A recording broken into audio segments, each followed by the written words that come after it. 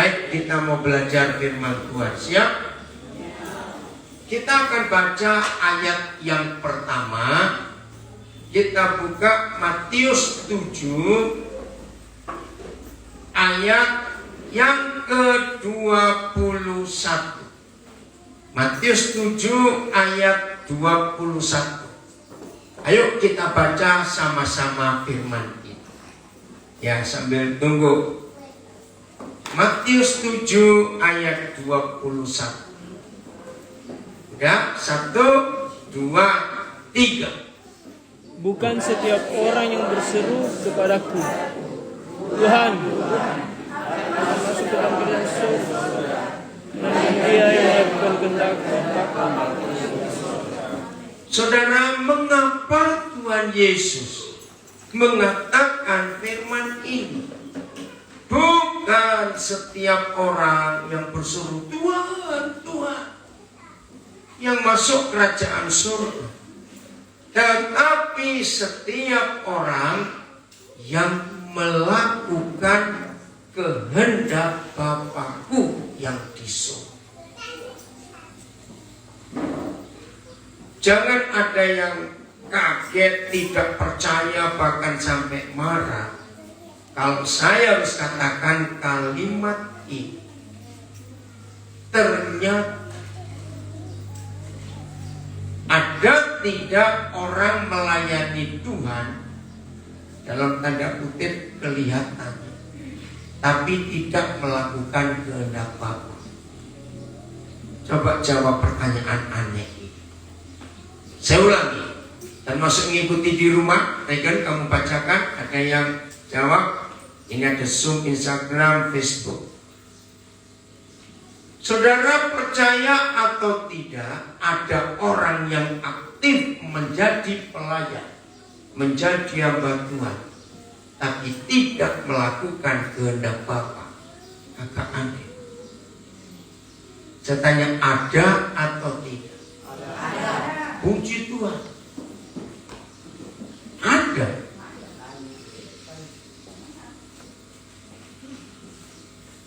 Maka itu kita harus hati-hati di dalam semua perjalanan kehidupan kita. Karena nanti kalau sempat kita baca ayat 22 dan 23. Ada 3 kelompok orang yang hebat, bernubuat demi nama Tuhan, mengusir setan-setan demi nama Tuhan, buat banyak mujizat demi nama Tuhan. Tapi Tuhan Yesus berkata, aku gak pernah kenal kamu. Dan disebut, hai kalian pembuat kejahatan. Nah, itu aneh.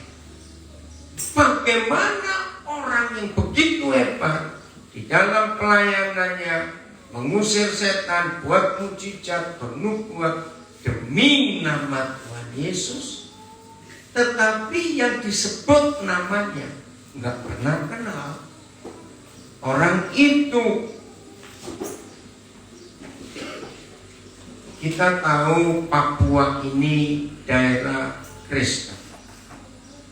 Apalagi kita di daerah Manokwari, walaupun jauh dari Pulau Mansinam, ya paling 100, kalau saya hitung 120 km lah dari tempat kita berada sekarang sampai ke Pulau Mansinam, tempat Injil pertama kali tiba di Papua 5 Februari 1850. Maaf,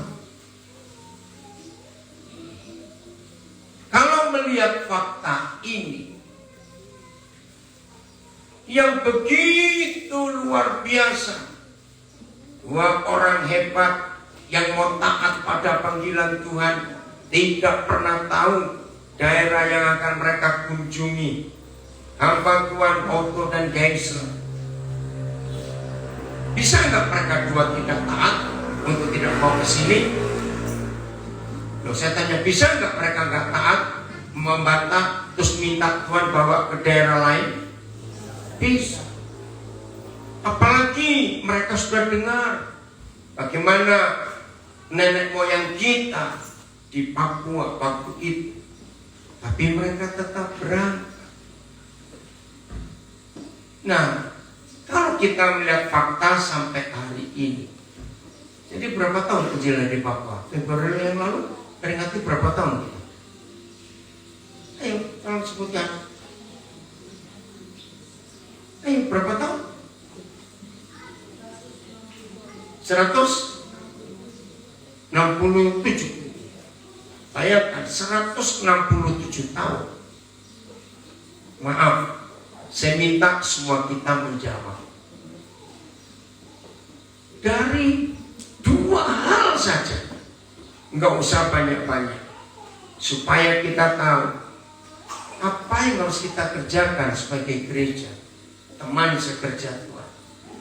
167 tahun Injil ada di tanah kita.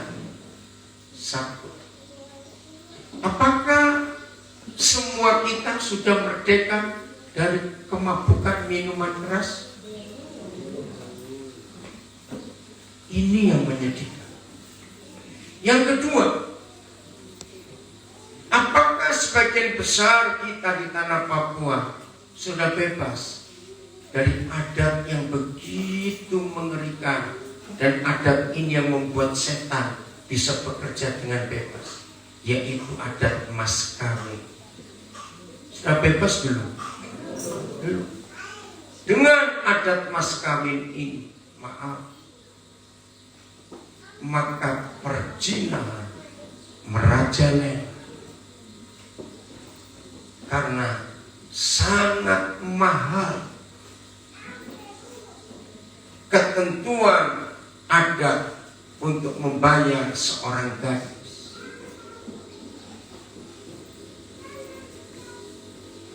Maaf, saya tanya saja supaya saudara kita dari beberapa tempat, dari negara lain, dari Australia yang ikut, dari Amerika, dari Eropa dan ikut. Maaf, masih pakai piring untuk mas kawin? Masih. Berapa banyak piring yang diperlukan? Ya banyak itu berapa? Berapa kira-kira? 100 piring. Dan bukan piring yang murah. Masih ada kain timur? Masih. Sekarang itu sudah langka sekali. Kalau dinilai dengan uang berapa mas kawin? Tolong, saya ingin tahu juga. Walaupun setiap daerah beda-beda di Papua. Berapa kira-kira? Kalau uang? Berapa? Tergantung pendidikan juga. Oh, tergantung pendidikannya malah. Biasanya begitu. Oh begitu ya. Oke, tengah-tengah saja. Bayangkan saudara, tergantung pendidikannya. Wih, berapa kira-kira? Nggak apa-apa, sebut aja. Ibu pendeta, saya tanya berapa kira-kira? Yang umum, berapa juta? 100 juta. Dengar saudara, itu adat yang betul-betul mengerikan untuk aku.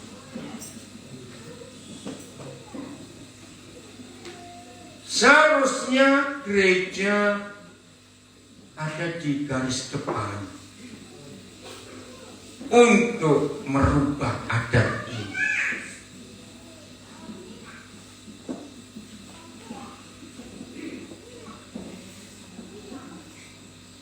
Maka itu ayat ini menakutkan sekali.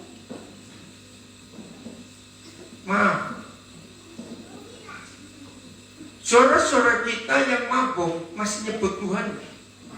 Nah, aneh bukan? Maka itu jelas firman ini.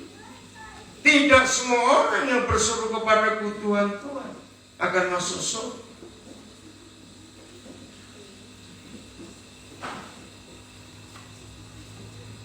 Tidak semua khotbah walaupun pasti menyebut nama Tuhan yang akan membawa orang kepada kemerdekaan dari ikatan dan belenggu dosa.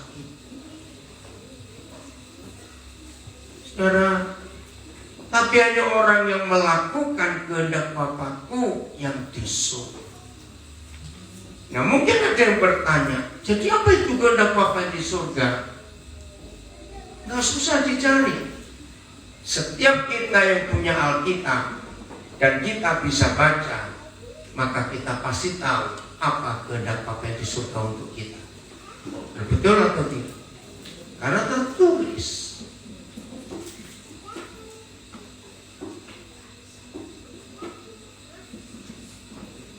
Saya tidak tahu sampai kapan kira-kira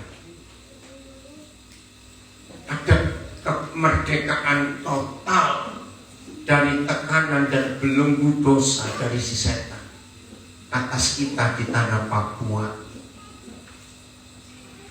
Kepada rekan-rekan saya, para gembala, hamba Tuhan, majelis jemaat, penginjil, kapanpun, dimanapun Tuhan mempercayai saudara untuk menyampaikan kebenaran. Sampaikan kebenaran ini tanpa takut dimusuhi oleh mereka yang memusuhi Tuhan. Setuju saya berkata ini? Sampai. Maaf. Melihat begitu banyaknya gereja. Maaf ya. Jangan ada yang tersinggung atau marah. Tapi kita harus mengakui fakta ini. Melihat dengan begitu banyaknya gedung gereja, tempat ibadah. Pertanyaan saya, sesuai nggak, sebanding tidak dengan kehidupan kita di tanah Papua yang menang atas dosa? Apa jawaban saudara? Sebanding atau tidak? Nah, saya beri contoh begini. Kalau gereja itu sebuah pabrik, ya bilang aja pabrik roti, kan? Berarti masyarakat di sekitar pabrik roti itu seharusnya bakal kelaparan atau kekenyangan, istilah saya. Seharusnya bakal kelaparan atau kekenyangan. Harusnya. Bayar berapa banyak gereja dengan macam-macam nama yang luar biasa. Tadi pagi kami berangkat dari kota Manokwari. Nah, sepanjang perjalanan kami di mobil itu cerita, oh di desa baru ini dibuka, sudah ada sekian gereja baru lagi, padahal penduduknya baru sedikit. Nah, yang lucu dari cerita yang saya dengar tadi pagi, baru orang babat hutan, babat rumput untuk bangun rumah, sudah ditatangi oleh gereja-gereja tertentu untuk iuran kematian. Terus saya tanya, loh apa sudah ada yang sakit? Jawaban mereka, ya siapa tahu nanti kalau ada yang meninggal supaya nggak repot-repot sudah dipersiapkan. Betul nggak seperti itu? Saudara bayangkan.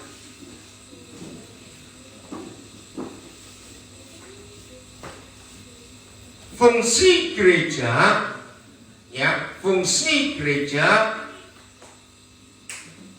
itu adalah tempat kehadiran Tuhan. Dan bukan gedungnya, tempat ibadahnya, tidak.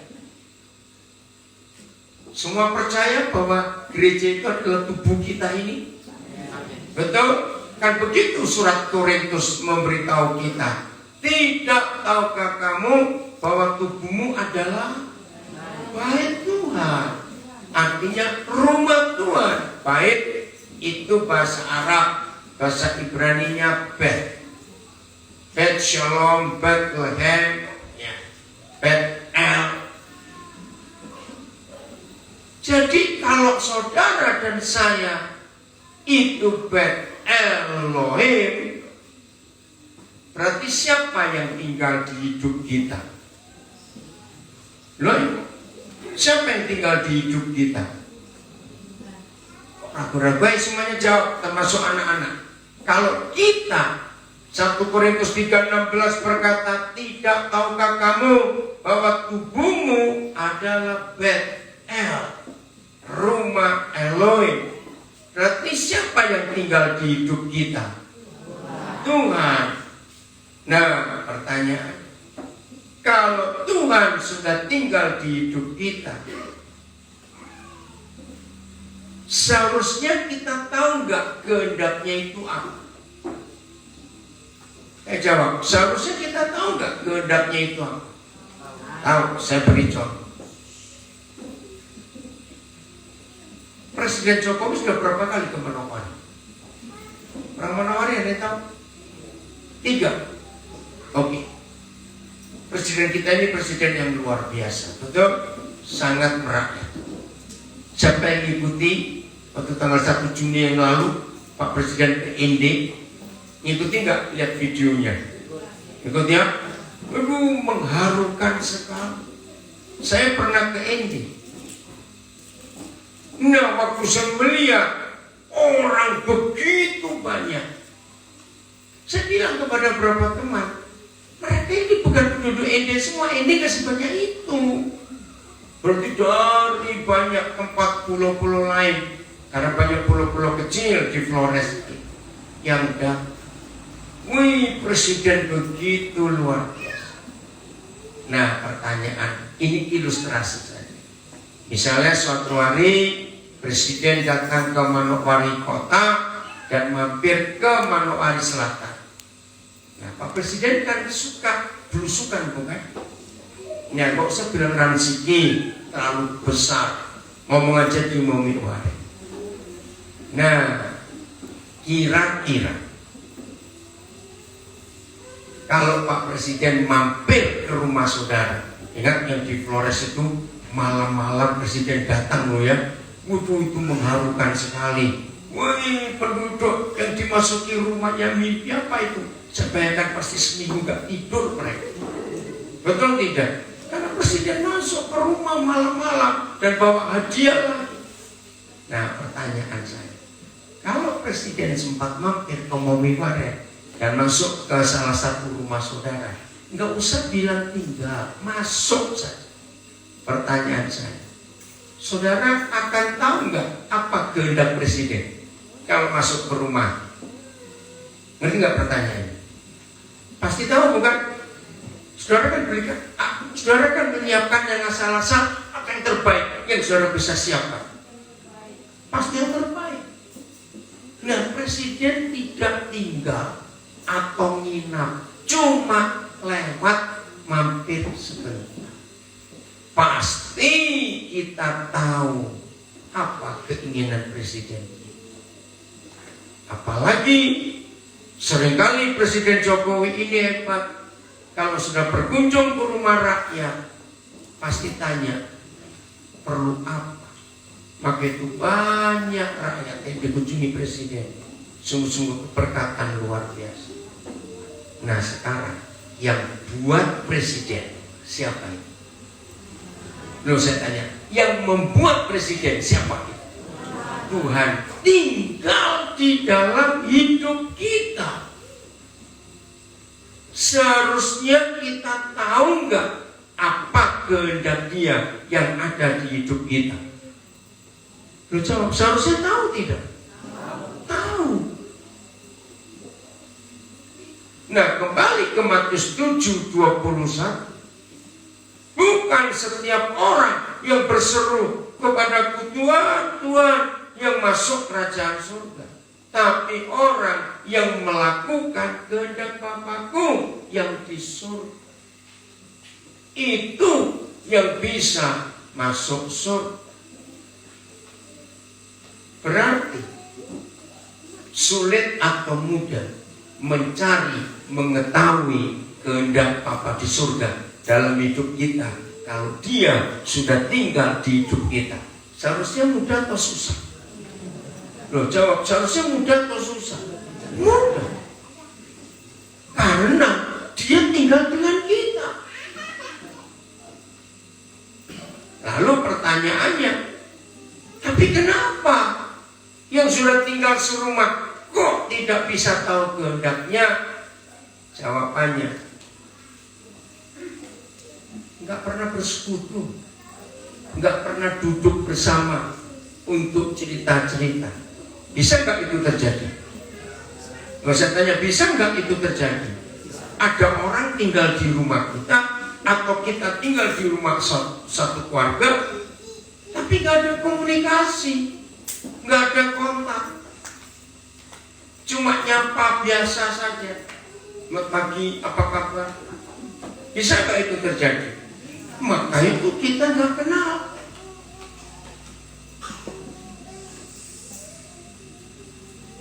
Saudara, jangan anggap enteng. Matius 7:21 itu menakutkan kalau kita tidak bisa melakukan kehendak Allah.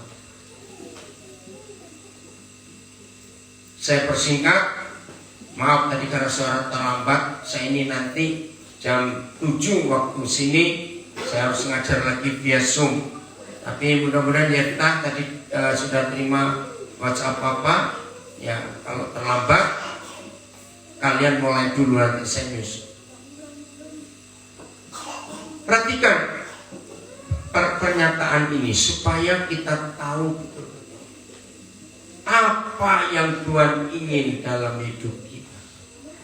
Saya mulai dengan hubungan suami istri.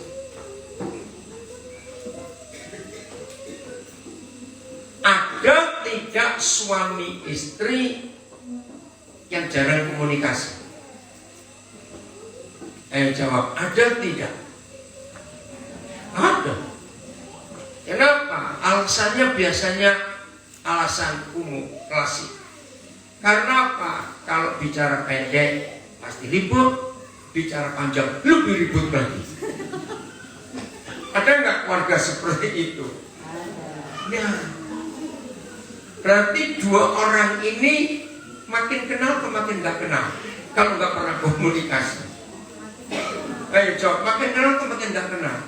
Makin nggak kenal. Padahal menikah sudah sekian tahun.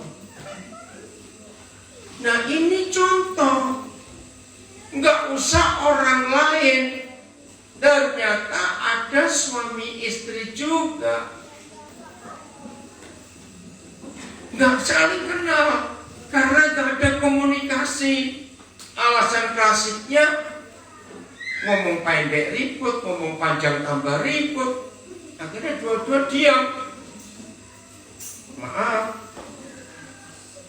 Dan itu bisa punya anak loh, aneh nggak itu? Loh maaf saya ngomong ini. Ya kita tertawa, kedengarannya lucu. Betul? Nah, maka itu para gembala, pendeta, pengkhotbah, majelis jemaat, jangan cuma ngurus organisasi, jangan cuma ngurus sarana prasarana. Karena berapa kali saya itu diajak ikut rapat majelis dari berapa gereja, cuma kursi aja rapat 3 jam, nggak beres-beres. Pernah ada nggak di daerah kita seperti ini? Loh saya tanya ini. Nah, hanya ngurusin kursi saja. Belum ngurusin air lagi sekian jam lagi. Nanti usah dekat Natal ngurusin seragam lagi. Betul? Kita tertawa, tapi itu fakta. Seharusnya waktu yang penting untuk para majelis dengan gembala, dengan semua pengurus gereja kumpul. Saya pesan ya, mulai hari ini rapatkan masalah keluarga jemaat. Saya beri bukti yang lain. Walaupun saya belum tahu pasti. Saksi Yehova sudah masuk Momiwaren belum? Belum. Saksi Yehova sudah masuk Momiwaren belum? Sudah atau belum? Ada belum? Sudah ada belum? Hah? Sudah? Sudah tahu kok? Sudah. Nah, dengar ya. Saya pernah dapat, saya lupa tahun berapa, 2000 berapa, ada pertemuan para hamba Tuhan di Jayapura. Wih, saya kaget. Ternyata jemaat GKI itu cukup banyak yang pindah ke Saksi Yehova. Nah, langsung saya bicara kepada, saya nggak sebut siapa, sederhana sekali. Manusia itu makhluk sosial, betul tidak? Artinya suka bertemu, apalagi kalau waktu susah lalu ada yang datang menghibur, senang sekali. Nah, perhatikan ya. Maka itu mudah-mudahan mereka nggak masuk ke daerah kita ini. Tapi kalau lihat gerak mereka, wih, ngeri, hebat mereka. Mereka tuh lebih rajin dari kita, betul atau tidak? Dalam mengunjungi jemaat, wih, mereka lebih hebat. Nah, saya pesan begini, saya bilang kepada di pertemuan ini, jangan salahkan saksi Yehova yang bisa merebut banyak anggota gereja, khususnya dari GKI. Maaf, kenapa? Ketika saksi-saksi Yehova itu rajin kunjungan ke rumah-rumah, tapi kita malas kunjungan. Ketika banyak orang susah, ada anak yang baru meninggal, ada yang mengalami masalah kebangkrutan, masalah ini, tolong jawab, betul nggak saksi Yehova lebih rajin datang daripada kita yang merasa gereja yang benar? Nah, ini contoh aneh. Padahal kunjungan menghibur orang, menguatkan orang, menasihati, itu perintah. Itu salah satu kehendak Bapa di surga. Harusnya kita yang melakukan. Mengapa yang penyesat itu lebih rajin, dalam tanda kutip, melakukan kehendak Bapa? Ini contoh yang ada. Maka itu hamba-hamba Tuhan, gembala majelis pengkhotbah, tolong ubah struktur, ubah sistem pelayanan kita. Rapat-rapat yang hal-hal sederhana gak usah dibuat panjang, tapi lebih baik ngurus jemaat. Itu baru suami istri. Belum lagi kita ngurus anak-anak. Berapa banyak anak-anak kita hidupnya hancur, betul tidak?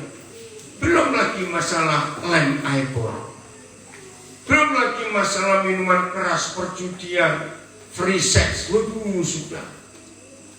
Nah, ini yang gereja harus sadari. Maaf ya kalau saya berkata ini, saya titip kepada semua rekan-rekan saya, hamba-hamba Tuhan. Jangan hanya sibuk buat ibadah hari Minggu yang cuma 1 jam, 1 jam setengah atau 2 jam itu. Tolong, lebih baik sibuk urusan sehari-hari, masalah dalam keluarga jemaat, masalah anak-anak, masalah kesehatan anak-anak, masalah pendidikan anak-anak, masalah pergaulan anak-anak kita. Banyak ya? Banyak gak yang perlu diurus seperti ini? Lo jawab banyak tidak? Banyak sekali. Sedih saudara melihat fakta ini. Untuk nyusun liturgi aja, saya pernah itu hadir perang.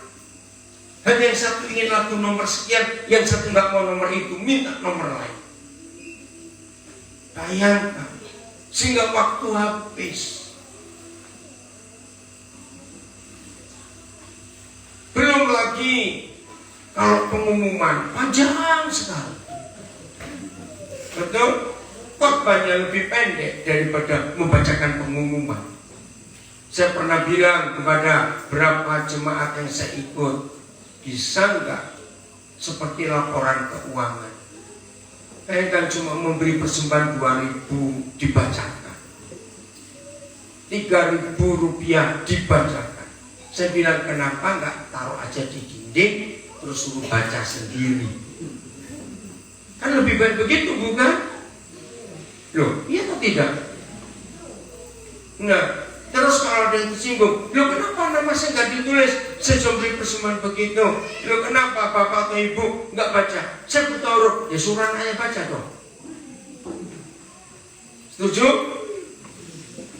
Belum lagi yang doa syafaat itu orang Farisi, panjang sekali doanya. Saya itu pernah ngintip sedikit waktu jam doa syafaat. Ada yang tidur karena kepanjangannya doa. Pernah lihat itu? Maaf. Nah, kenapa hal seperti itu nggak dirubah? Usahakan waktu memberitakan firman jauh lebih panjang daripada pengumuman dan doa syafaat. Setuju? Supaya jemaat dapat makanan yang kenyang, supaya kuat imannya menghadapi tantangan yang ngeri ini. Nah, inilah berapa fakta kehendak Bapa yang kita tidak lakukan. Dan apa hasilnya? Maaf, setan merebut jemaat, setan merebut anak-anak kita.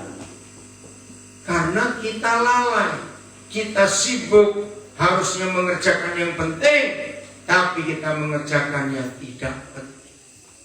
Kiranya selesai ibadah hari ini ada perubahan dalam semua pelayanan gereja yang Tuhan percayakan kepada kita. Setuju? Mengurus manusia itu jauh lebih penting daripada mengurus organisasi, kursi, lampu. Maaf saudara, karena Tuhan sangat lebih mementingkan manusianya daripada fasilitasnya. Katakan amin. Saya ulangi, buat gembala yang baik Yesus Kristus Tuhan, dia jauh lebih penting mengurus domba-dombanya daripada kandangnya. Oh enggak amin? Betul? Domba-domba itu penting. Beri makan yang sehat, sediakan rumput yang hijau. Ayo semua kita mulai merubah pola pikir kita ini dalam kita menjalankan tugas panggilan, supaya ada hal yang luar biasa di Mumi Waren ini. Setuju? Ada perubahan, ada kesegaran, ada sukacita kalau kita menghampiri Tuhan. Mazmur 100 kita baca. Harusnya begini. Nah, ini salah satu kehendak Bapa di sorga. Mazmur 100. Saudara, inilah satu-satunya liturgi di dalam ibadah yang tercatat di Perjanjian Lama. Apa judulnya? Pujilah. Di dalam pujilah Tuhan dalam baitnya. Berarti ini sedang acara ibadah karena dalam baitnya. Nah, dimulai dengan kita adalah rumahnya. Amin. Jadi kalau saya ganti dalam bahasa Indonesia, ya, pujilah Tuhan di dalam rumahnya. Oke, baca yang kuat. 1, 2, 3. Mazmur untuk korban syukur. Bersorak-soraklah bagi Tuhan, hai seluruh bumi. Beribadahlah kepada Tuhan dengan sukacita. Datanglah ke hadapannya dengan sorak-sorai. Ketahuilah bahwa Tuhanlah, Dialah yang menjadikan kita dan punya Dialah kita, umatnya dan kawanan domba-gembala. Masuklah melalui pintu gerbangnya dengan nyanyian syukur, dengan puji-pujian. Bersyukurlah kepadanya dan pujilah namanya. Sebab Tuhan itu baik, kasih setianya untuk selama-lamanya, dan kesetiaannya tetap turun-temurun. Saya tanya, ada senyap-senyap enggak kalau beribadah menurut ayat ini? Loh, Saya tanya, ada nggak suruh tenang, diam, begitu? Loh, saya sudah baca dari setannya. Tidak. Kenapa tidak? Karena bertemu dengan Papa yang baik. Harusnya kita sukacita, kita ceria, kita bersorak-sorai, kita nyanyikan nyanyian syukur, korban syukur. Ini kehendaknya. Penuh sukacita. Wajar atau tidak kalau anak-anak ketemu orang tuanya sukacita, lompat-lompat? Wajar atau tidak? Nah, seperti itu Papa ingin atas hidup kita. Jadi jangan takut untuk bertemu dengan dia. Adik dua tolong nih. Lihat sini adik, kamu lihat sini ya. Jadi Tuhan itu mencari kita anak-anaknya yang menyatakan sukacita yang luar biasa. Tapi masalahnya, saudara, ayo kita semuanya jujur. Mazmur 100 itu mazmur yang luar biasa, penuh kegembiraan, penuh sorak-sorai, penuh sukacita, penuh kebahagiaan. Tapi maaf saya berkata, kalau di rumah, maaf ya, Senin aman, Selasa mulai panas-panas, Rabu mulai mendidih. Ngerti maksud saya? Siapa itu? Loh, siapa ikut cepat jawab? Suami istri. Wah, Jumat meledak, Sabtu bangga-bangga, Minggu ke gereja. Bisa seperti Mazmur 100? Loh, coba jawab. Bisa seperti Mazmur 100? Tidak. Bagaimana bisa? Saudara, ini loh masalahnya. Maka itu ibadah yang Tuhan kehendaki bukan di gedung gereja tempat ibadah, tetapi ada di rumah. Amin. Dan setiap hari. Tidak tunggu hari Minggu.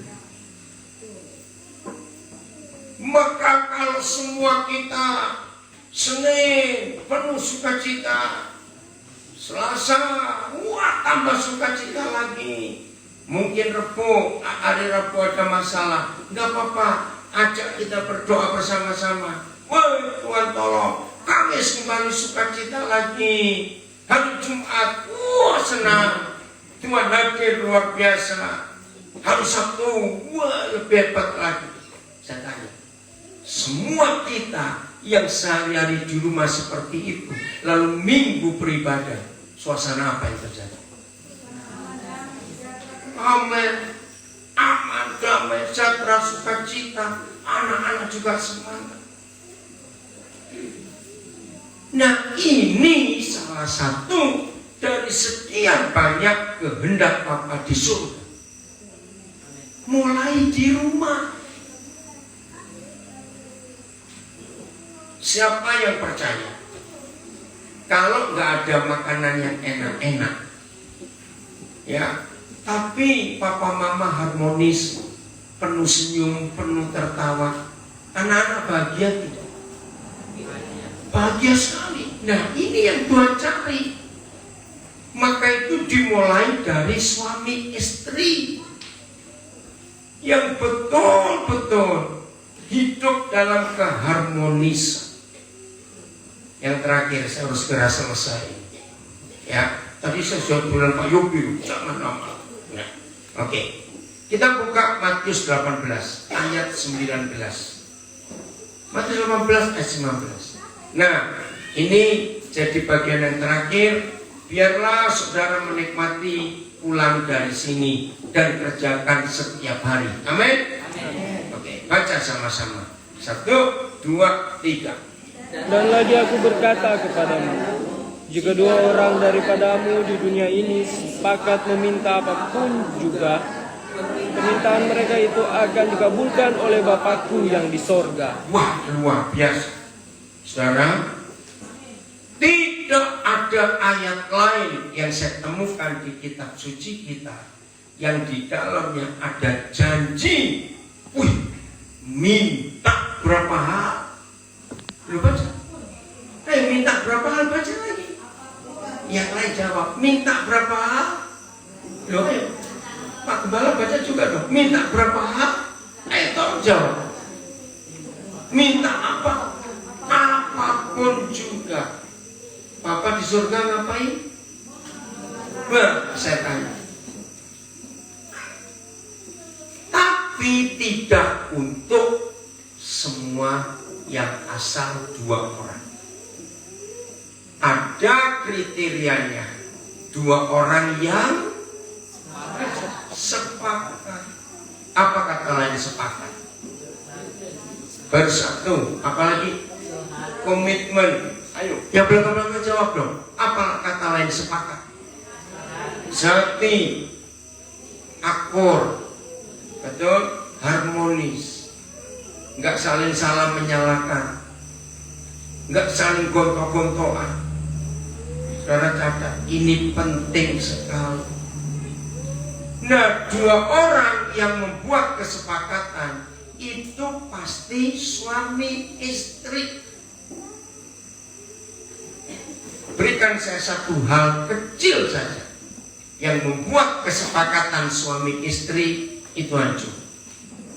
Ternyata hal sepele, hal kecil. Apa itu hancur? Ayo, yang bisa jawab saya beri hadiah, tapi beri sendiri kemana Marisa. Ayo, beri saya satu hal kecil. Itu membuat kesepakatan suami istri bubar. Egois, bukan apa? Bersaing, bukan. Kalau besar kecil, apa? Beda pendapat, bukan. Masih besar juga, kecil. Cemburu, woi besar juga itu. Tapi itu semua betul. Apa yang saudara ucapkan tadi itu bakal sepakat. Tapi ini yang paling kecil. Salah paham, masih besar. Oke, saya jawab aja. Jengkel. Betul tidak? Nah, jengkel ini benihnya tadi cemburu, salah paham, beda pendapat, apalagi tadi egois. Dimulai dengan jengkel. Saya tanya, kalau suami istri sedang jengkel, bisa doa bersama? Tidak. Jangan lagi doa bersama, lihat mukanya aja. Maaf. Loh, betul tidak? Karena kita tertawa, tapi itu sering terjadi di keluarga. Jengkel. Kalau kita suami istri menang terhadap jengkel, percaya kita akan terus sepakat. Dan kalau suami istri sepakat, ini loh yang hebat. Minta apapun juga, apapun surga mengabulkan.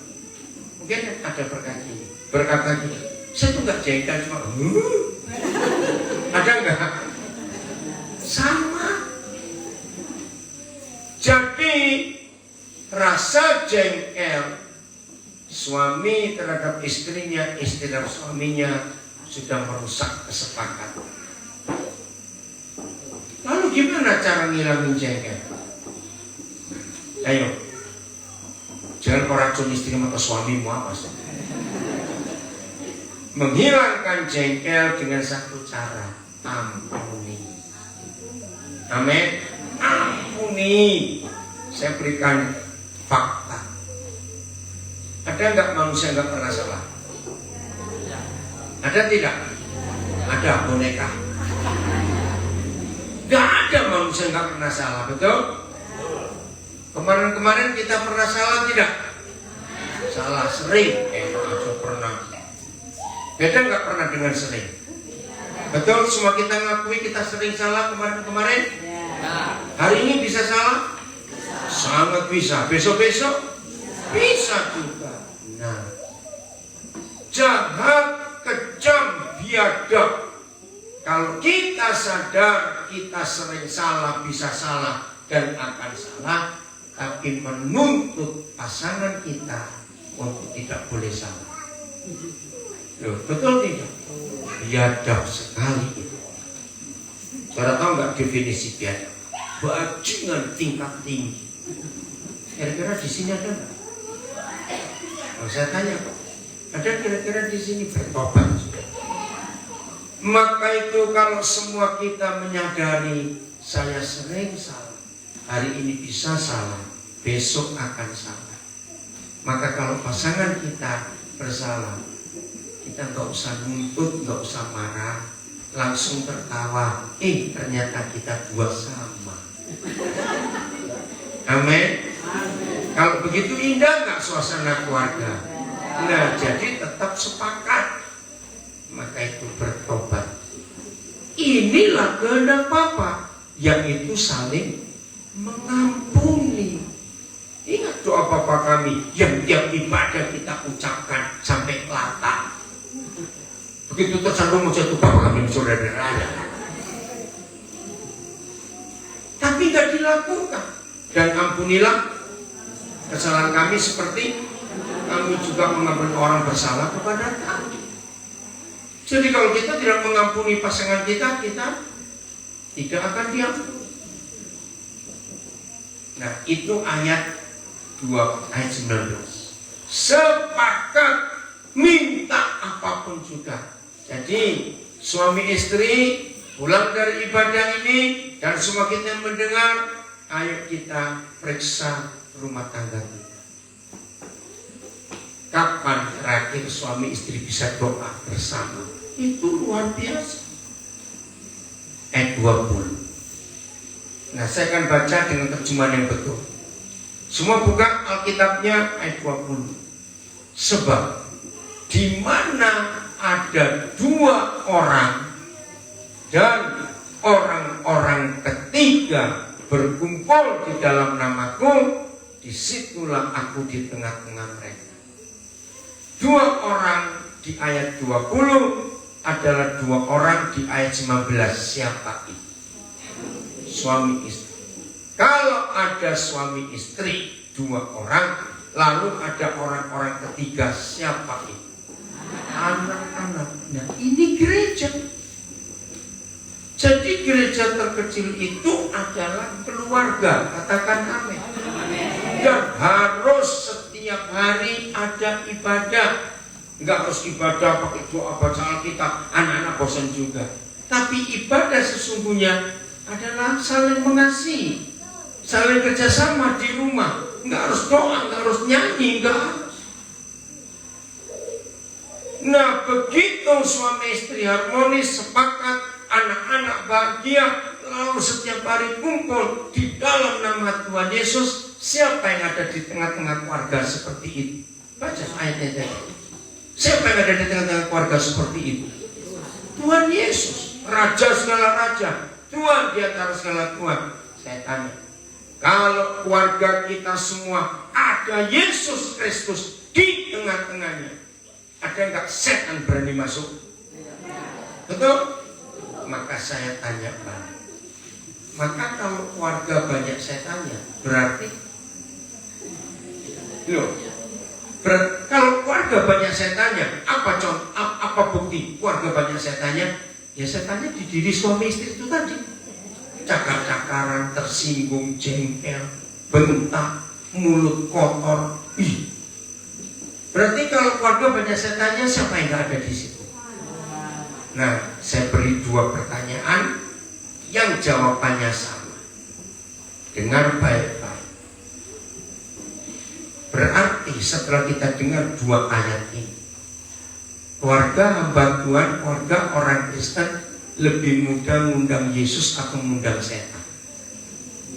Jawab ini pertanyaan ini. Ayo, lebih gampang mengundang Yesus atau lebih gampang mengundang setan?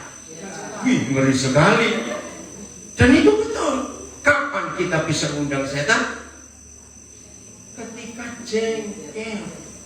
Pertanyaan kedua jawabannya siapa? Kalau begitu, keluarga hamba Tuhan, keluarga Kristen lebih mudah musir setan atau lebih mudah musir Yesus? Loh, kan sama pertanyaannya. Loh, boleh gak saya tanya seperti itu? Nah, siapa lebih mudah kita usir? Loh, ngaku dong.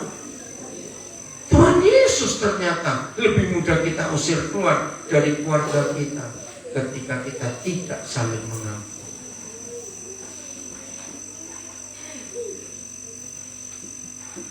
Masih ingat waktu sekolah minggu Yesus di tengah keluarga adalah keluarga bahagia? Loh, ingat gak? Bisa tanya, ingat waktu sekolah minggu itu Yesus di tengah keluarga, betul? Nanti terakhir nyanyi lagu itu. Tapi sambil jujur, Yesus masih ada nggak? Aku setan tinggal di situ. Harus kita tanya. Nah, inilah sebagian dari kehendak Bapa di surga yang harus kita lakukan supaya kita diberkati betul-betul. Mau berubah mulai hari ini dalam hidup kita? Harus, tidak bisa tidak.